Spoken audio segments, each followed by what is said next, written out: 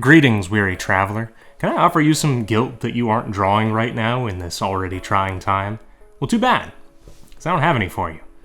It was inside you all along.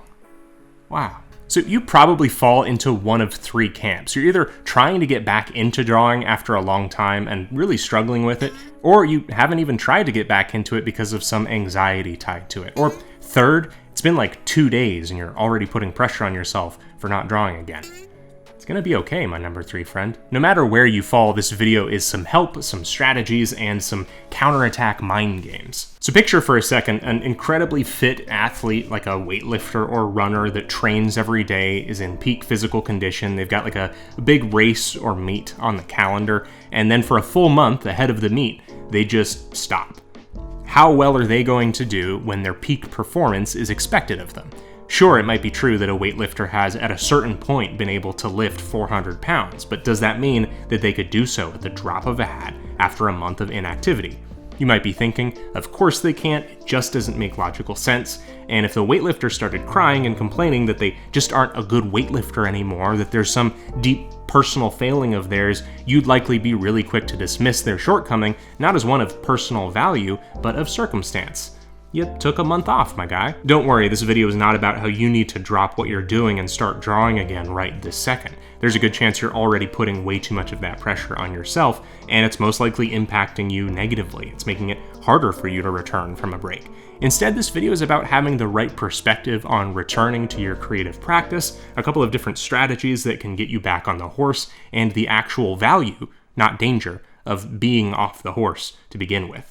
But in order to get the authentic experience, I'm gonna need to take a full month off from drawing. As someone who makes videos about drawing, I'll need some kind of cover story. I'll say I'm incredibly busy and exhausted, but I'll also need to go back in time and announce some kind of animated pilot.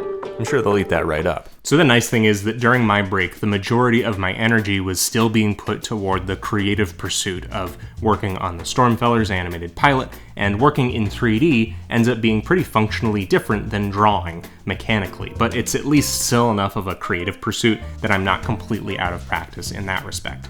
So I've got 7 strategies for you to return from your break with optimal success and minimal heartache. Number 1, the break was a good idea, actually.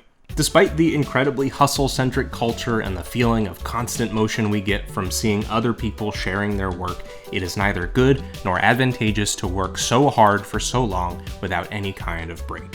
Breaks work like sleep beyond the obvious comparison.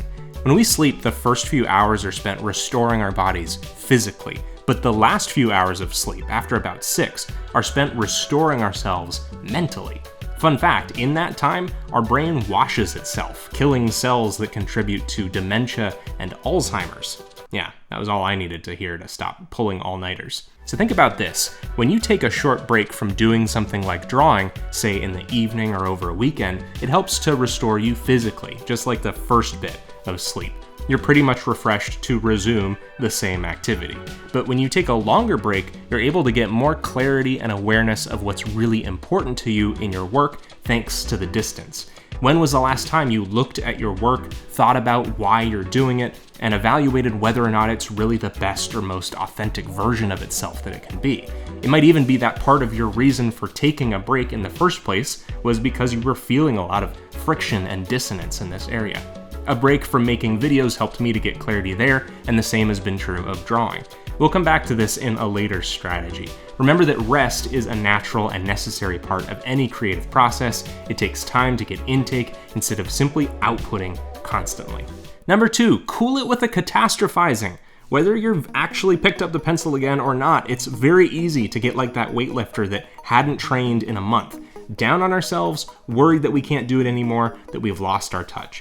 It might be keeping you from ending your break, or it prevents you from really resuming since every attempt to come back has been so bad. It's important to know that this does not equate to some kind of personal failing of yours. Drawing is a skill that requires warm-up and recent practice. It's very easy to lose touch with, but it's by no means impossible to resume it. Every artist that you look up to, upon taking this kind of break, or even a shorter one, has to get the bad drawing buildup out of their hand, as it were. So don't give yourself extra mental hurdles that aren't necessary. What you will need to do is our next strategy. Number 3, give yourself an on-ramp. This one's pretty straightforward on paper, but takes some reminding of yourself to really implement. If you've got artwork due, a serious project to resume, or a deadline of some sort to meet, don't just come back to these things completely cold. Give yourself a period of time and a space to warm yourself back up. I'm not talking about a couple of minutes before resuming. I'm talking a few times over days or even weeks. In this time, you're not going to smite yourself with self-critical judgment. You kind of just have to wince and let the bad work happen. You might get through a full day or two of just the worst looking drawings. Instead of just mindlessly drawing or flirting with starting up that project that you shouldn't be yet, there's a few really helpful ways to use this time.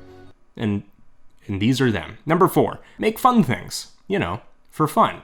Since I started my own on-ramp a few weeks ahead of needing to do the next month's trading card illustration, I ended up using most of the strategies in this video, just not in the order listed. I needed some time-lapse footage earlier than number 7. One of them was to put out a random open call on Twitter to suggest Nintendo characters to draw. I've seen lots of people do challenges like this, and I've never really had the time to do it myself. So other than sharing the final results, there are no expectations associated with this. When drawing is part of your job, but even if it isn't, it's very easy to lose sight of what brought you to it in the first place. And often when we are busy, those fun things elude us out of a lack of time or energy. For me, these Nintendo characters were not going smoothly at first, but trying my best to follow my own advice, I tried not to get too bent out of shape about it. The goal was to have fun, and also the next strategy. Number 5, try different tools. If you're going to be rusty anyway, why not take this opportunity to try out a different tool, method, or process? I ended up trying to do something a little different for each piece of fan art, instead of just using my typical pencil and rendering brushes in Procreate. I switched things up. I did the same with physical sketching too. What I found in doing this was that I really liked the flow of light pressure with a mechanical pencil. This led me to try and recreate this in Procreate, including upping my pressure curve so that I didn't have to press so hard when laying down my lines in general. And it's been really nice. It's nice to work smarter and not press harder. This is all stuff that I likely wouldn't modify in the middle of working towards a deadline. Working against old bad habits like this reminds me of the 6th strategy. Number 6, work against old bad habits. You know how when people take a break from a relationship or a friendship, the goal is to hopefully come back together with some better respect, boundaries, and old problems worked on? Well, since you've been away from drawing, try to really parse down why you do some of the things that you do. Is it out of comfort? Is it just to be speedier? Could you purposefully attempt the opposite just to see what happens? Are you trying to hide a weakness? Now that reminds me of strategy number 7. Start out working on a weakness. So like I said, I didn't do these strategies in order. The first thing I did upon returning to drawing was a few lessons and practice sessions with anatomy and figure drawing. One of my own weaknesses, or areas that I wanted to strengthen, was anatomical fidelity and energy of poses. I like to think of doing things like this, even if it's just a brief warm-up before starting, like tuning a string on an instrument. Usually you slowly tighten the string until it's in tune, and sometimes this means tuning back down and back up so that there's tension on the string. I like to do the opposite with drawing. Start out tuning up, tackling some of those fundamentals or calibrating your drawing arm with some lines and shapes, really practicing your precision. Then tune down, do something fun, creative, and loose in order to get warmed up. Try to be proactive in returning from your break. Don't beat yourself up over not having drawn in so long, and don't beat yourself up because you aren't creating masterpieces immediately. A lot of this is just not getting in our own way mentally and approaching your return in the healthiest way possible. So question for you down in the comments, what's the longest it's been that you've gone without drawing or creating? What was it like to come back from the break? By the way, you can see all of the fan art stuff that I did over on Twitter, @BagelDenizen. I'm @BagelDenizen on Instagram, Twitter, Twitch, TikTok, all that stuff. Here's my course for learning character design, and here's my monthly delivery of a trading card and pin over on Patreon. I offer personal video critiques there too. Thank you for watching, and have fun creating.